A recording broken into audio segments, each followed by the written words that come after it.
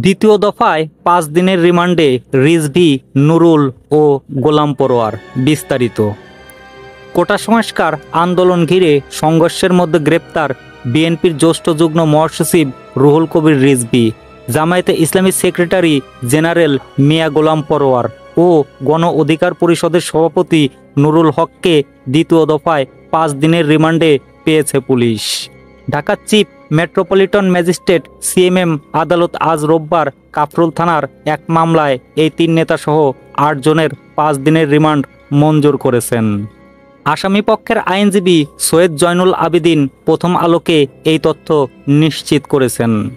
রিমান্ডপ্রাপ্ত অপর ৫ জন হলেন যুবদলের সাবেক সভাপতি সুলতান সালাউদ্দিন, ঢাকা মহানগর উত্তর বিএনপির সদস্য সচিব আমিনুল হক, বিএনপির নেতা এম এ সালাম, সাইদুল হক বাবুল ও সালেহীন।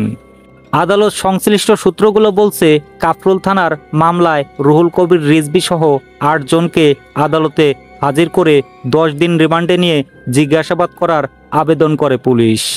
আসামি পক্ষের আইনজীবীরা রিমান্ড বাতিল চেয়ে জামিনের আবেদন করেন। উভয় পক্ষের শুনানি নিয়ে আদালত তাদের প্রত্যেকের ৫ দিনের রিমান্ড মঞ্জুর করেন।